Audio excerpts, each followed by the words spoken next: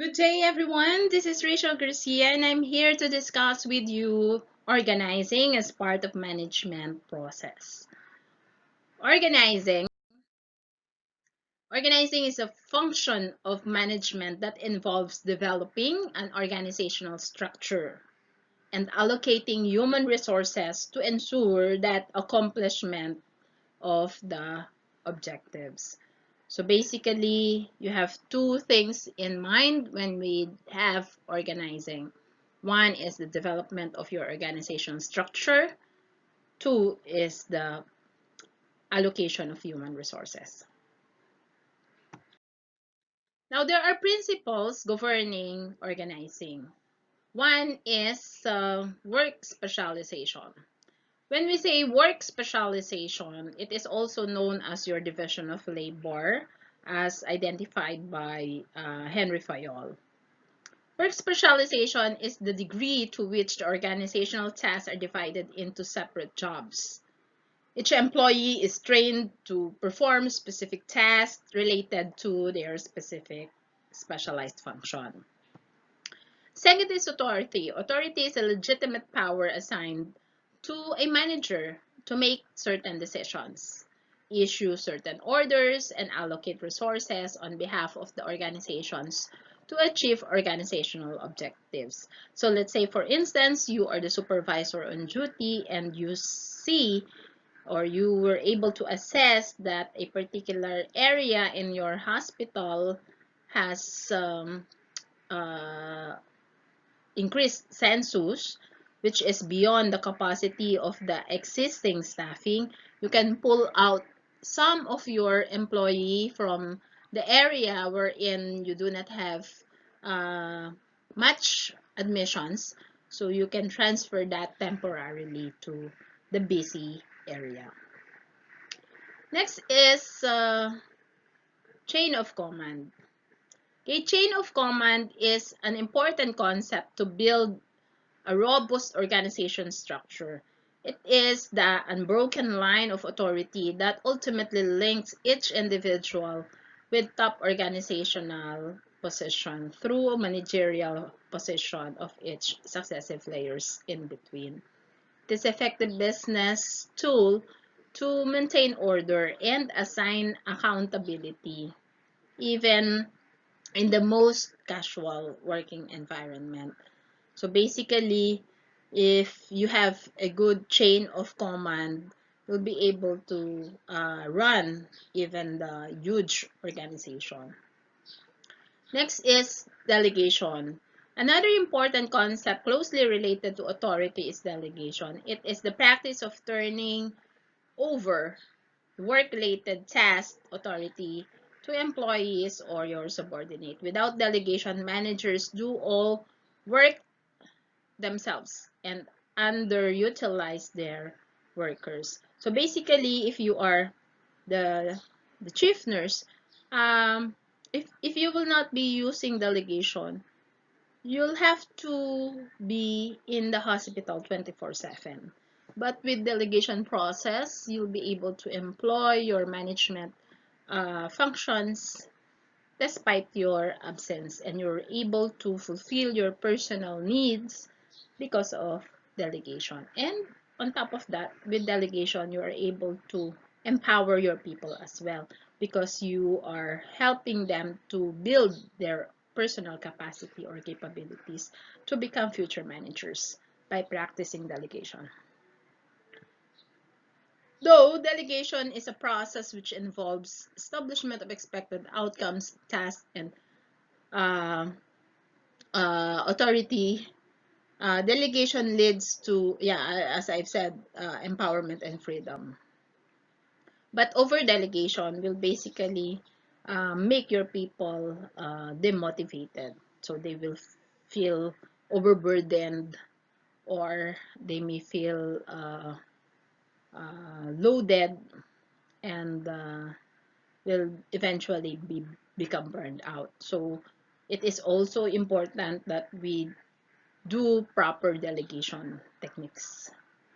Last in the principles of organizing is span of control. Span of control is referred to the span of management to the number of employees to report to one manager.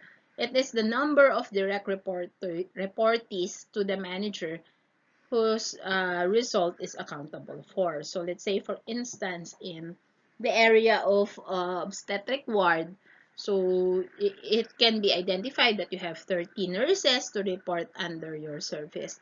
That these 30 nurses will give individual reports to you as head nurses to be able to see variances of your plans if there is any. Next topic is organizational structure, which is one of the essential component in organizing.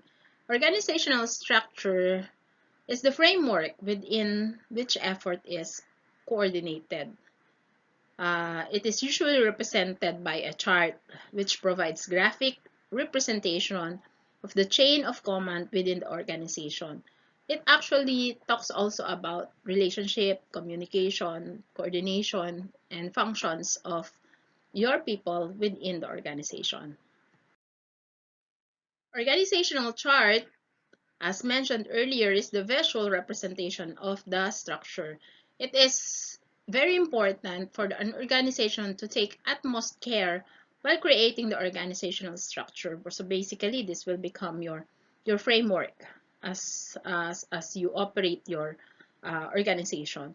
The structure should clearly determine the reporting relationships, the flow of authority, as this will support good communication, resulting in efficient and effective work process. I would like to highlight some important things here.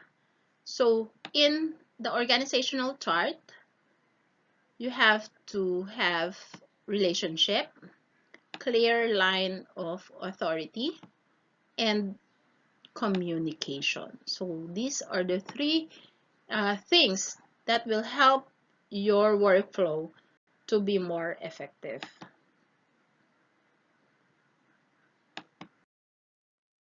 Now, what are the common factors to consider in an organization? So when we create organizational structure, the first thing that we have to look into is the size of the organization. Is this a small company size or a big company size? So that will basically the become the basis for the crafting of your organizational structure. So if you're like working on a small size company, you need not to create a more complex organizational structure or a more divisional type of structure. And then the next is the nature of business. So why would we consider the nature of business? The nature of business will basically determine the type of functions that your people will be uh, employing in the conduct of the business. Next is the objectives and the business strategy to achieve them. So your objectives will basically be laid in the plans and will help you out in the formulation of the organization. Let's say, for instance, you are a company that is profit oriented. So if you're a company that is profit oriented, it's important that you have a marketing department that you wanted to see expansion to be in full place. But if you are a non-profit institution and you are just a missionary hospital, profit is not your key element. Probably expansion, yes, because you wanted to reach for more communities, more people. But like um, marketing your company is not your ultimate goal. So you can take out that part or division in your organizational structure. The next is the organization environment. So what do we mean by that? So if we are working in a company where we have multi-sites, okay, so our organizational structure will also be different. So if you're just a company in one particular locality, your organizational structure will also be confined to that particular locality or your environment. Now we have different types of organizational structure. One is the hierarchical organizational structure, or what we call the vertical type, the tall type of organizational structure. And then we have the functional organizational structure, wherein we have that kind of divisional type. So we have this operation, clinical, okay, training, etc., etc. Another one is the product organizational structure. So product organizational structure is usually um, used on certain companies that employs certain products like a car. So from a particular part of the car, from an area that masters on the wheel, on the gear, etc., etc. So you particularly have an area that works on software, or works on the body of the car, and that's product, no particular product. Next is horizontal or flat organizational structure. This is very useful to small organizational structure. We have a very narrow degree of hierarchy. So when we say organizational horizontal, that's your flat type, where there is very small distance between the managers and that of the subordinates, or the rank and file. Next is geographic organizational structure. When we say geographic organizational structure, there are certain divisions located in one particular area, or uh, certain branches, and that's geographic organization. So let's say you have multi-site company. So one vice president. There's only one president governing FEU, but there are many vice presidents, like one vice president in Moraita, another one in Silang, and other Rust Belt areas in Alabang, etc., etc. Now, and last type of organizational structure to discuss is the matrix organizational structure. The matrix organizational structure has the horizontal and the vertical component. Now, I'll be showing examples about these types of structure. And to begin with, we have the hierarchical type of organizational structure. The hierarchical organizational structure is also known as your pyramid style of organizational structure, wherein uh, most of the organizational structure in the chain of command goes from the top. So the entry level in each position has each employee supervisor. So you can see that there are so many lines that you have to cross prior to reaching the top level management. It is actually better because it defines level of authority and responsibility. It shows shows that each person reports to a particular person about specific projects. It actually motivates employees with clear career path and chances of promotion, because you know already your particular position and what level you wanted to jump afterwards or in the future. It gives each employee a specialty, creates camaraderie between employees within the same department. However, this can actually slow down innovation and important changes due to the increased bureaucracy, because you have to cross a lot of hierarchy before you get your communications across. And because of that tall hierarchy, this can cause the employees to act in interest of the department instead of the company as a whole, because of the distance from a particular top level management. Your tendency now is to have your unit focus instead of the unified focus of the company. This can also lower level employees, the lower the level, the feeling of the employee, as they make less ownership because they could hardly reach the level of the top level management. So basically, if you are a rank and file or a staff nurse, it will be unlikely for you to have direct communication with the owner or the chief operating officer or the medical director of the hospital, because there are so many uh, hierarchical level um, ahead of you. Now, the next structure is the functional structure, which is the most common that we see in many organizations. Uh, this type of organizational structure are divided into smaller groups based on their specialized functional areas as determined. Operation, finance, marketing, HR, IT. So in our university, at Far Eastern University, we have this area on academic and finance, marketing, operations, HR. So those structures will clearly determine their functions as a group.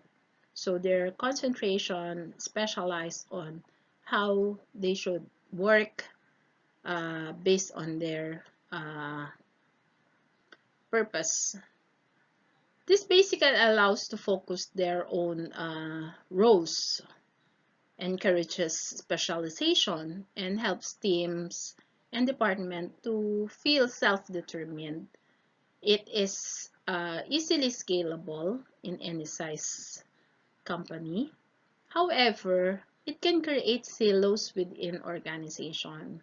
It may hamper interdepartmental communication because you can basically be feeling that you are a standalone department.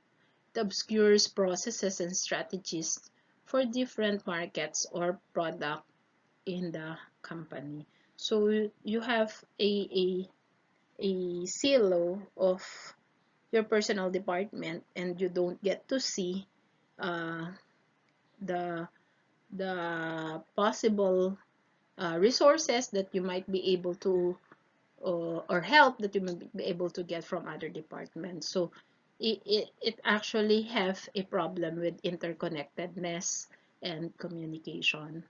Though with current situations that we tend to become more engaged as an organization, you tend to cover up this thing and make more communication accessible. Next is product organizational structure. So in product organizational structure,